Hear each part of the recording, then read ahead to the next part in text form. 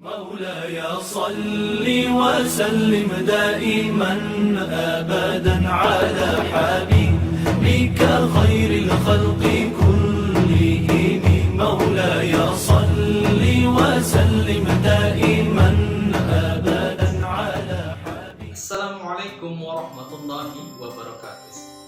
Alhamdulillahirabbil alamin.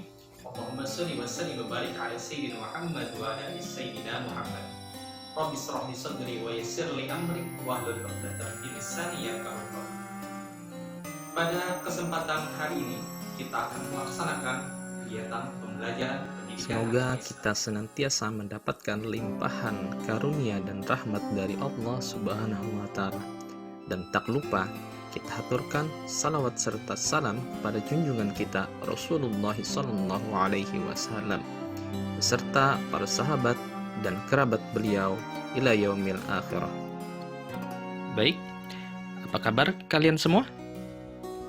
Alhamdulillah, luar biasa, Allahu Akbar. Sudah siap menerima pembelajaran hari ini? Baiklah, akan kita laksanakan. Tema yang akan kita bahas yaitu taat pada aturan.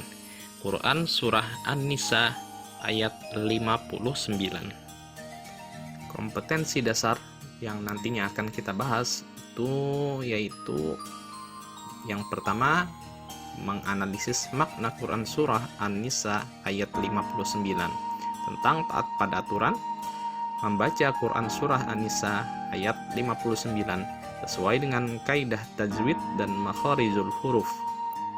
Dan yang terakhir yaitu menyajikan keterkaitan antara perintah berkompetisi dalam kebaikan dengan kepatuhan terhadap ketentuan Allah.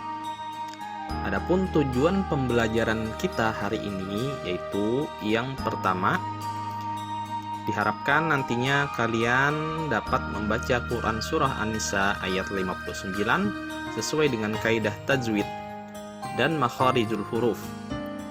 Yang kedua, memahami makna kandungan Quran Surah An-Nisa ayat 59 tentang taat kepada aturan sesuai dengan konteks ayat. Yang ketiga, menunjukkan contoh perilaku taat kepada aturan sesuai dengan kandungan Surah An-Nisa ayat 59. Dan yang keempat, menyajikan keterkaitan antara perintah berkompetisi dalam kebaikan dengan kepatuhan terhadap ketentuan Allah sesuai dengan pesan Quran Surah An-Nisa ayat 59. Mudah-mudahan setelah mempelajari ini akan kita capai tujuan pembelajaran yang kita harapkan. Baik, mari kita lanjutkan pembelajaran kita tentang Quran Surah An-Nisa ayat 59 tentang taat kepada aturan. Terlebih dahulu marilah kita baca bersama-sama Quran Surah An-Nisa ayat 59. A'udzu billahi minasy syaithanir rajim. Bismillahirrahmanirrahim. Ya ayyuhalladzina amanu atii'allaha wa atii'ur rasula wa ulil amri minkum. فَإِن تَنَازَعْتُمْ فِي شَيْءٍ فَرُدُّوهُ إِلَى اللَّهِ وَالرَّسُولِ إِن كُنتُمْ تُؤْمِنُونَ بِاللَّهِ وَالْيَوْمِ الْآخِرِ ذَلِكَ خَيْرٌ وَأَحْسَنُ تَأْوِيلًا صَدَقَ اللَّهُ الْعَظِيمُ. Artinya, hai orang-orang yang beriman, taatilah Allah dan taatilah Rasul dan ulil amri di antara kamu. Kemudian, jika kamu berlainan pendapat tentang sesuatu, maka kembalikanlah ia kepada Allah dan Rasul. Jika kamu benar-benar beriman kepada Allah dan hari kemudian, yang demikian itu lebih utama dan lebih baik akibatnya. Dalam ayat ini memiliki beberapa makna kandungan yang memuat perintah. Yang pertama, taat kepada Allah. Yang kedua, taat kepada Rasul. Dan yang ketiga, taat kepada ulil amri.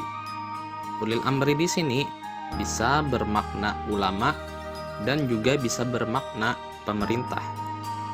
atau pimpinan tertinggi dalam suatu negara di era modern saat ini. Jika kita perhatikan redaksi perintah yang terdapat dalam ayat tersebut, ada kata atiullaha berbentuk fi'il amar dan maf'ul. Atiu sebagai fi'il amar dan Allah sebagai maf'ul. Demikian juga pada kata selanjutnya, wa atiur rasula, yang merupakan terdiri dari fi'il amar atiu dan maf'ulnya rasula. Sedangkan dalam kata selanjutnya itu tidak terdapat fi'il amar, tapi langsung berupa isim, wa ulil amri. Terus apa maknanya? Maknanya berarti bahwasanya ketaatan kepada Allah dalam ayat ini perintahnya bersifat mutlak, ati Allah. Demikian juga ketaatan kepada Rasul bersifat mutlak, wa atiur rasula. Sedangkan redaksi kalimat perintah berbuat taat kepada ulil amri tidak demikian. Taat kepada ulil amri itu memiliki syarat, yaitu tidak boleh ketaatan tersebut bertentangan dengan apa yang disampaikan oleh Allah atau yang disampaikan oleh Rasulullah Sallallahu Alaihi Wasallam. Oleh sebab itu dalam ayat ini dibedakan berdasarkan redaksi kalimat dari ayat yang berbunyi atiullaha wa atiur rasula wa ulil amri, tidak berbunyi wa ati ulil amri. Karena apa yang disampaikan oleh Allah dan Rasul itu tidak mungkin bertentangan. Karena Rasulullah SAW itu maksum. In huwa illa wahyu yuha. Apa yang diucapkan oleh Rasulullah SAW itu tiada lain hanyalah wahyu yang diwahyukan. Sementara ulil amri sebagai manusia biasa itu masih bisa berbuat hilaf dan salah, tidak sebagaimana Rasul. Oleh sebab itu ketaatan mutlak itu hanya kepada Allah dan Rasulullah SAW. Selanjutnya tentang hukum bacaan nun sukun yang ada di dalam Quran surah An-Nisa ayat 59 itu diantaranya ada 6. Namun di sini hanya ditampilkan 5. Itu yang pertama ada minkum, itu ikhfa karena ada nun sukun bertemu dengan kaf. Yang kedua juga ada fa'in tanaza'tum, itu juga ikhfa karena ada nun sukun bertemu dengan ta. Yang tidak ditampilkan ini juga ada fi syai'in farudduh, itu ada tanwin bertemu dengan fa, itu juga ikhfa. Yang berikutnya ada in kuntum, itu juga ikhfa karena nun bertemu dengan kaf dibaca dengan samar. Yang berikutnya ada kuntum, itu juga ikhfa, nun bertemu dengan ta sama, cara membacanya dibaca dengan samar. Dan yang terakhir ada khairu wa ahsanu, itu juga adalah idgham bigunnah karena ada dhammah tain bertemu dengan huruf waw. Cara membacanya masuk dengan mendengung. Jadi asbabun nuzul tentang ayat ini berkaitan dengan cerita Abdullah bin Huzafah, seorang panglima yang ditugaskan oleh Rasulullah SAW dalam memimpin suatu pasukan. Akan tetapi beliau malah menyuruh pasukannya itu karena ada suatu hal mengumpulkan kayu bakar. Kemudian pasukannya diperintahkan untuk masuk kayu bakar yang telah dinyalakan sehingga menjadi kobaran api.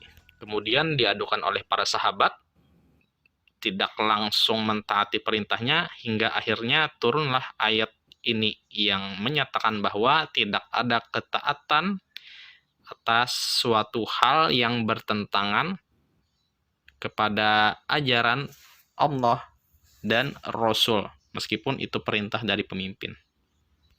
Ya, demikian itu terdapat ceritanya di dalam tafsir Ibnu Katsir dan Tafsir Al-Waziz karya Syekh Prof. Dr. Wahbah Az-Zuhaili.